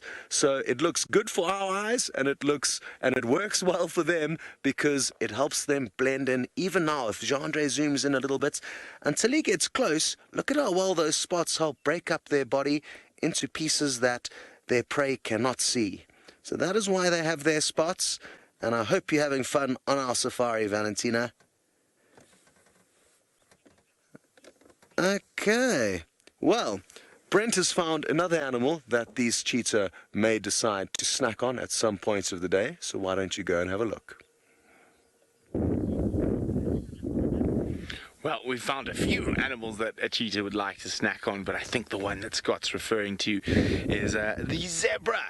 And there we go, we've got a few zebra with a massive herd of wildebeest here. And isn't that an absolutely gorgeous picture, that contrast between the zebra and the wildebeest? Now, of course, zebra make up a fair portion of the migration, about 200,000 individuals. And they work very well in unison with the wildebeest, being the fact that they are bulk grazers. So they're not very fussy, and they will munch the grass down to quite a short height. Wildebeest, on the other hand, are very picky, and they only like short grass. Hi, Michael. Now, Michael is wondering whether a drought has ever delayed the migration. Well, it's delayed and sped up depending on where you are, Michael. So this year there's been a very bad drought in East Africa, which actually meant the migration arrived very, very early in Kenya. So there was not much rain on the southern plains of Tanzania, and that forced the zebra and the wildebeest and the Thompson's gazelle to arrive almost a full month early in the Masai Mara. Now, we're still getting rain. We got rained on last night, and there's still quite a lot of rain around, which means the migration could stay a little bit longer with us out here. Now, as we watch those black backsides disappear over the ridge, we're going to send you back to James, who's going to talk about something with stripes. Now, there are many, many theories, of course, as to why cheetah have spots and why zebra have stripes. It's a bit confusing, however, as to why Brent Leo Smith is wearing a tablecloth this morning. That has yet to be answered. Now, you may be asking why it is that I am sitting on a deeply aged bicycle. Well, it actually has a link to the migration story. It's how we as human beings migrate. This bicycle hasn't done migrating for some time. In fact, it's possibly the most uncomfortable thing I've ever sat on. Over here, we have got a zebra, and unfortunately this one seems to have been drawn from a melting wax model. But I think that zebra are among the world's most attractive equids, and their experience in the migration is, well, I think rather difficult. Have a look. Zebras are a leading character on the natural stage that is the Masai Mara. They form the vanguard of the Great Migration, advancing in front of the vast swath of wildebeest and Thompson's gazelle, cropping the grass for those behind them. As for all the migrating herbivores, the greatest peril is the skulking terror below the surface of the Mara River. Some will provide the first migration meal for the patient reptiles. Others will defend themselves. Zebras have a vicious bite and a mighty kick. This zebra will live to fight another day. Well, the zebra sure do have their work cut out for them. It's not just the crocodiles that are after them. Families of cheetah will also take them down. It must be said, though, that zebra can actually stand their ground, and just like the one that escaped that crocodile, zebra can stand up to the smaller predators like jackal and cheetah, and have actually been known to strip their tails right off the bone. Now, as you can see, not too much with regards to zebra in these valleys, but there are many, many herds, as you saw in those videos, and just over one of these hills or valleys there could be some waiting. So who knows what will happen next? Only time will tell. The cheetah have had a slight change of heart. There's one that's on the move now. Interestingly enough, it's one of the young boys, and he heard some kind of rustling in that long grass and tried to pounce on a tiny bird. So typical youthful behavior, just wanting to keep busy, entertaining himself and practicing his stalking on some not so common prey. Speaking of animals and prey and things that these cheetah have been chasing around, Brent has just found a jackal. Well, here we go. One of the scavengers of the migration, the black-backed jackal. And there we go, a pair of them. They are monogamous, and they'll defend a little territory, but at the moment they're showing me I'm on the right track. I'm looking for lions, and I'm finding scavengers with remnants of a kill. We've got the black-backed jackals fighting over a wildebeest scapula, and most of the carcass has already been completely annihilated by the other scavengers. We've got vultures and storks that are feeding off the rib cage there. There's almost nothing left. And there we go. There's the king of the vultures behind that stork, the lapid-faced vulture. Much bigger, much stronger, and dominates the carcasses. Sorry, I have been up all night. Sometimes the words do slip a little. There we go. But that means I'm definitely on the right track. Those lions have moved this way, and I'm hoping they're not going to be too far away. Now, the vultures here get going really early, and they've probably, I'd say the lions probably left this carcass early this morning, so I think they're still on their way to the west. So I'm going to keep heading west, and hopefully over the next little rise we're going to find the pride. So if you want to see if we find the next pride of lions, you're going to have to stay tuned to Safari Live Migration after the break.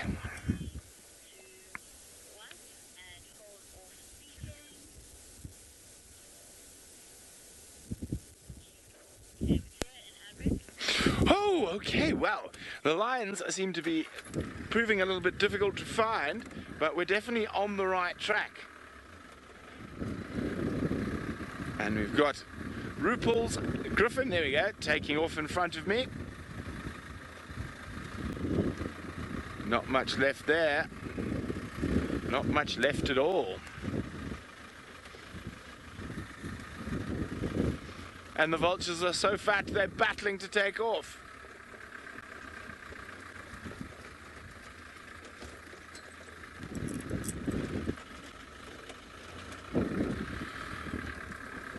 Oh, there's a pretty shot of him. All the vultures landing in a single Balanites tree.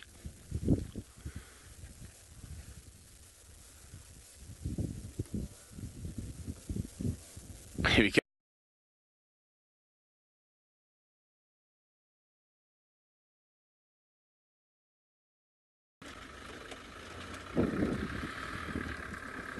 Oh, there's a pretty shot of him. All the vultures landing in a single Balanites tree.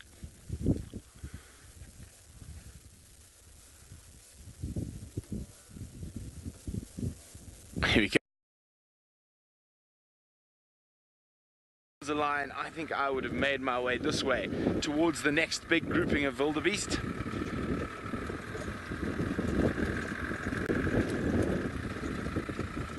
So let's see if they're there.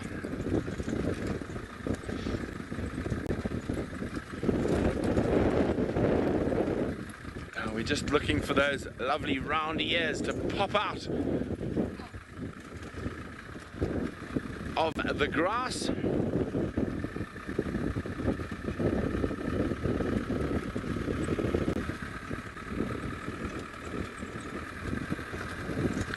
Now the reason I think the lions might have gone here is the grass is a little bit longer, so it's going to be easier for them to hunt, as opposed to a little bit further south where the wildebeest have already mowed it to almost a golf course or fairways grass length.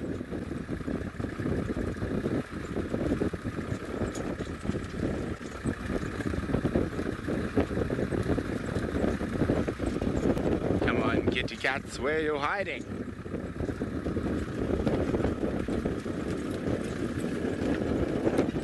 No, that's a stump.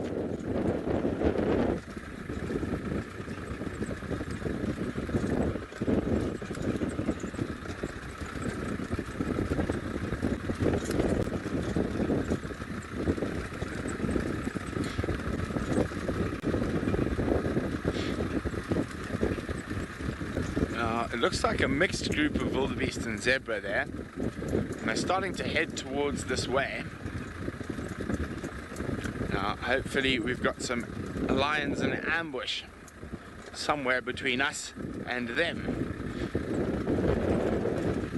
Ooh, very chilly this morning.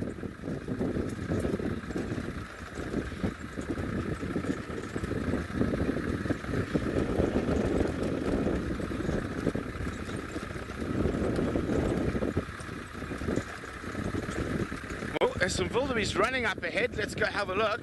Are they running for the sake of running and the migrating, or is there something causing them to gallop?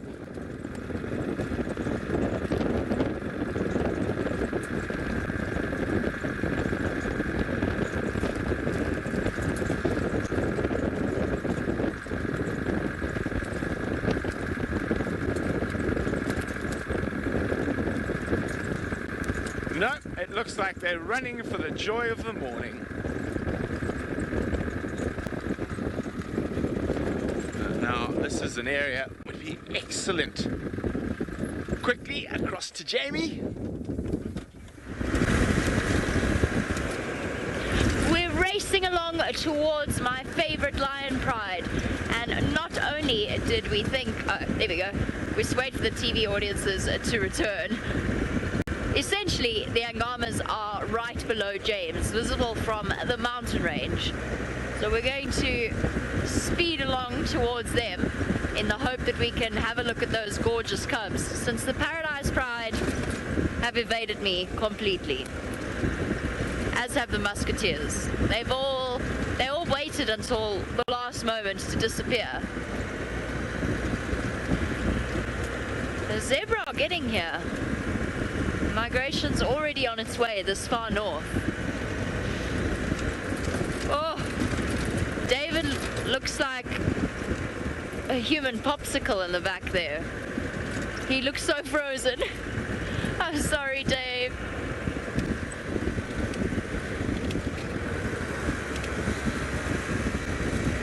Woo! Better not take the corner too fast. Be the first time anyone's flipped a car going around a corner live.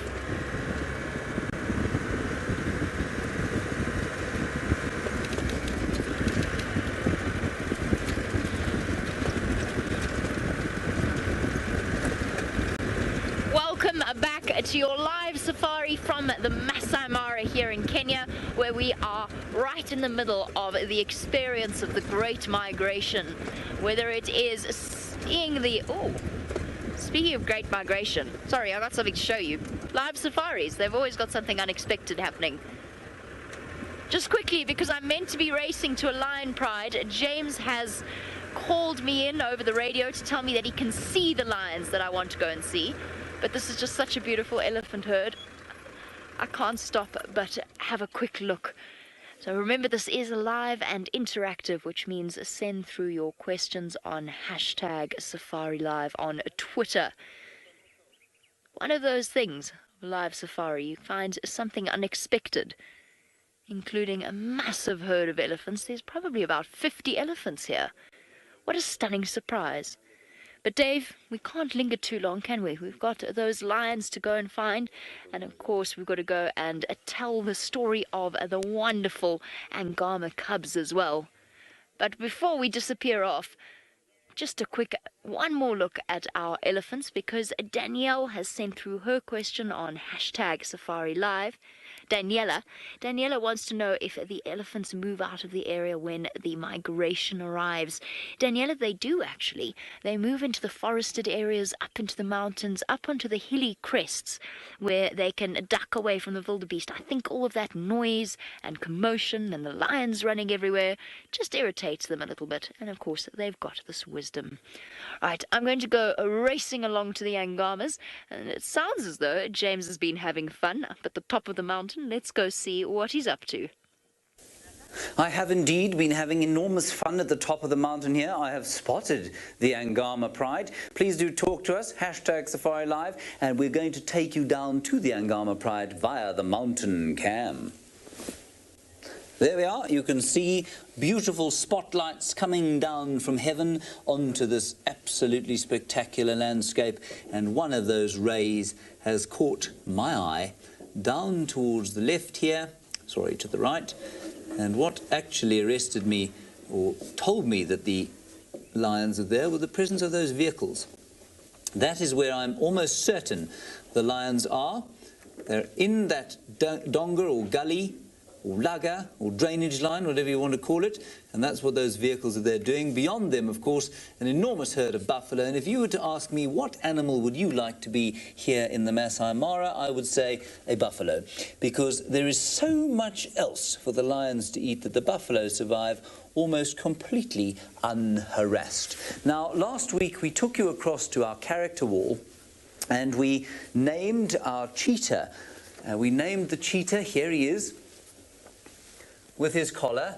We named him Forrester, because that's what we were told his name was. We were wrong. We did not check our facts. His name is not Forrester. Forrester lives over here. He has got a collar, but he has no friends, like this chap has here. And I think this is slightly unfortunate, but this group of cheetah are called the Musketeers. Original, that, isn't it? And because of that, of course, their leader is called, altogether now, D'Artagnan, exactly. So that's his name, D'Artagnan over there. Doesn't change the fact that they are an absolutely magnificent coalition of male cheetah plying their trade in the northern reaches of the Masai Mara. Now, we've just met Malika. I'm going to get a much nicer picture than this, but I just thought we'd have her there. It doesn't have anything particularly distinguishing on this particular picture, but I will tell you that her right bottom canine is broken in half, which for a 10-year-old cheetah is not unusual, and we will try and get a picture of that and replace this one a little bit later. So this is around about where she likes to live with her two boys, and that's around about where Scott is, so let's head back to him and her and them now. Well, happy to hear Malika has made it up onto the board, and she certainly is a very, very well-known cheetah. There are many, many thousands of people who have passed through the Mara in the last 10 years who have been lucky enough to see her. She's actually interestingly renowned for jumping up onto the hoods of the vehicles to get a vantage point similar to that of the termite mounds, and that is how accustomed and habituated she has become to our human presence. Of course, she is still completely wild and still completely self-dependent in terms of getting her own food and looking after herself. And at the moment, she's also been looking after two boys who are about 14 months old. And sorry about that. As I said, Scott is down in the valley of the Talek River. That is over here. And of course, well, it's difficult broadcasting live out of a wilderness area like this in high definition. And so we will be back with him as soon as possible. That's where Scott is. This is round about where Jamie is now, and she's heading towards the Angama Pride here. I'm hoping she's going to get there before the end of the drive. When you last saw her, she was round about here, actually, so she's not too far off at all. She should get there. They're actually closer to around there. Then Brent is down towards the southern areas here. These wildebeest are lurking around what we call the salt lick, as I said to you earlier, and I'm not sure why it is that this area is so fertile. I think it's probably got a lot to do with soil and salt rushing down off or seeping down off the escarpment into this area. Right, let's go straight down to the river. Apparently we've got a lion there at Dusty Crossing. Fantastic. We do have a lion. This is probably one of the musketeers. And now I know that's a little bit confusing. Please excuse the cars. They, of course, have every right to be there. The musketeers, that's why I said the cheetah name was unfortunate, is a name given to the 4 male lions of this area. And they're led, of course, by the most famous lion of them all, and that's Scarface. I don't think that's him. His hips look to be in rather too good a condition. This male lion looks to be a little bit better off. The 4 male lions are called Scarface, of course. We've got Hunter, Morano, and Sikyo. Oh, isn't that beautiful? Now, what I think so amazing about this is that he's walking amongst the grass. He's just perfectly camouflaged. Now, Gabriel, thank you very much for watching, and thank you very much for sending through your question. You say, is it possible that male lions would form prides on their own? Now, one of the great misnomers, of course, about lions, or misconceptions, not misnomers, is that males form part of a pride. They are never part of a pride, they form a coalition. So in essence, yes, Gabriel, I suppose that's true. The males' coalition could be referred to as a pride, I suppose. It's a group of lions, but they're never part of a group of females and their babies. They will often dominate 2 or 3 female or baby territories, and they are therefore never actually part of the pride. So yes, I suppose you could say, if we wanted to change the word from coalition to pride, they do form male-only clubs, if you like, that are called coalitions rather than prides. Let's head back to Scott now, who's in amongst the herds.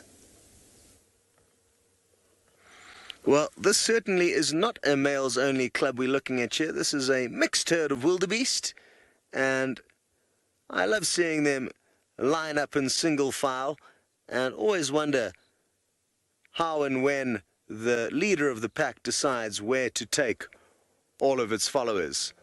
Now, we've perched ourselves a little bit higher up on the ridge so that you don't lose our signal like you did a little bit earlier. We were just trying to get you as close to Malika as physically possible. And what we've learned by coming up onto this little hill is that there is some food for her. There's some zebra, possibly a little bit big for her and her 2 boys. And then further off to the right of them, there's some very large birds. It would be very interesting to see a cheetah chase one of them, because ostriches are incredibly quick themselves with those long legs. And that's a male in the front and a female at the back. Sadly, the women don't have as fancier feathers as the men do. Some wildebeest, also possibly on the menu, but that little Thompson's gazelle in the foreground, he would provide the perfect meal to this family. Now, I'm not sure if she can see him from where she is, because there's quite long grass between her and him, and she doesn't have the benefit of being elevated in our position where we are. But this Thompson's gazelle is probably only 150 meters to 200 meters away from the cheetah, and if she just decides to head in his direction, we will possibly get to see the fastest mammal on the planet doing its business, and I could think of nothing better than sharing that with you. She's just over there. The boys have disappeared into some long grass. Hello, Benjamin. You're interested to know how often a mother would need to kill in order to feed her cubs. Well, it all depends on luck. And basically, how it will work is that she will feed herself for the first 3 months because they'll just be drinking milk, and she will need to feed herself, otherwise she won't be able to produce that milk for them. From 3 months of age, they too will start eating meat along with the milk that they get given. And if she's lucky, she could make a small kill every day, or a big kill once every 3 days, but on average, oh, it looks like we're in luck. Come on, Malika. There's lots of people that are hoping that they get to see you do your thing, and it looks like she is heading straight in the right direction. So, a massive stroke of fortune here. She's decided to wake up just in time, and like I say, she is heading towards this Thompson's gazelle. Let's just give you a quick bearing. So just across like that, the Thompson's gazelle is over there, somewhere dotted amongst the zebra and wildebeest. It's closer to the ostriches, Chandra. Yeah, there we go. And she is heading in this direction. She could also be possibly interested in this herd of wildebeest. You can see a long line of wildebeest streaming down the valley, the same line of wildebeest that we were looking at earlier. And she's just making sure, as a good mother would, that there is no possible weak members or easy prey items to snatch out of this herd. In the meantime, we're going to rush you off to Jamie while we get you into a better position. Lots of rushing around this morning, so while Scott rushes into position, we have arrived at the Angamas and we have got a 2-for-1 deal. There are the lionesses and looks like a couple of the older cubs. My goodness, they're growing quickly. There's one lioness and 2 slightly younger ones. Of course, between the 4 lionesses of the Angama Pride, they have 13 cubs between them. 4 older ones, and no wait, hold on, 7 older ones, and then 6 younger ones. There we go, little one, up you get. Now you're going to have to be careful here, because as you can see, they are surrounded by a herd of elephants. Now at the moment, the lions have found themselves a nice hiding spot, but if the elephants spot them, they absolutely will chase them. Elephants do not like predators, even though chances are the Angama Pride are not going to attack a fully grown elephant. There are very few lions that do actually attack elephants, and very seldom a breeding herd like this one. But elephants do not appreciate the presence of predators, and I have had many sightings where elephants have come storming out and trumpeting. Now this one seems to be relatively oblivious, but there is an older female that is off to the left of the lions. If we have a look around, you'll notice, of course, that there are other vehicles. That is because the guests and tourists have arrived here to enjoy the migration as well. There you go. There's the rest of the herd, and you can see there's a tiny little one hidden in the bushes. And that female that you're looking at now, she's probably one of the oldest members of this herd. And I can tell that just by looking at her size and the sunken nature of her temples. Oh, she will be far more experienced, and if she sees those lions, she will probably be the one to lead the charge, especially as she is responsible for the safety of the little calf on her left. As you can see, she has broken off her tusk on the left-hand side. That's pretty common with elephants, especially if they've been using that tusk regularly. And some of them, of course, are born with a slight crack or a fault, just like human beings. I don't know how many of you have ever had a cracked tooth. You'll know how painful it can be. Now, for this elephant, that probably wouldn't have hurt her, just because it is a little bit far away from the root. Although, let's have a look. Looks a little bit hollow inside. That might actually have been quite painful. And more than one aggressive elephant's behavior has actually been attributed to an abscess, because a tusk is just a modified tooth. So you can imagine how painful it must be when they do get an abscess in there. I think that this particular elephant has been fortunate, though. One very long tusk on the right and one very easily identifiable tusk on the left. Now, I'm going to sit and wait patiently to see whether or not these elephants spot the Yangamas. But there's a few changes ahead for the lions of this area. Let's go to James so that he can tell you more about what to expect next week. Indeed, a few changes ahead, we hope, within the next week or so. This is the final state of play of things today. We've got a few minutes left. Scott, sitting down here in this river valley with Malika and her two youngsters, will hopefully go back to him shortly. Jamie up here in between these two roads with the Angama pride, not much around, perhaps the odd zebra.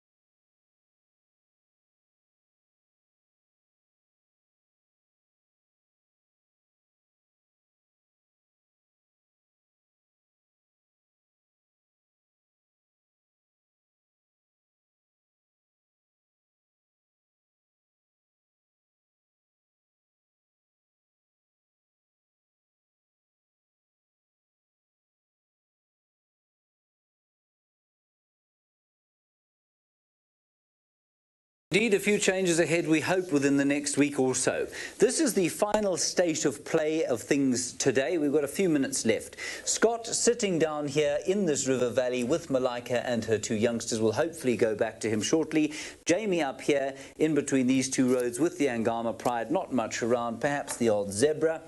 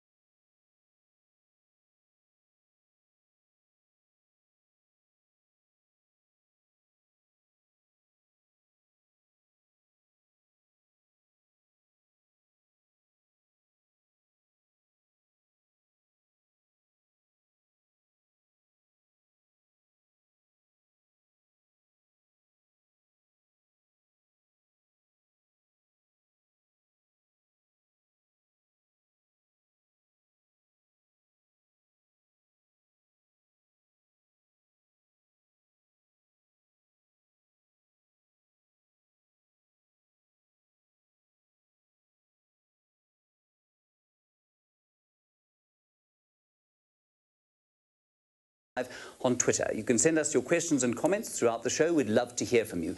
First of all, I want to know, who is your favourite migration anti-hero? Is it a hyena? Is it a crocodile? Is it maybe Brent Leo Smith?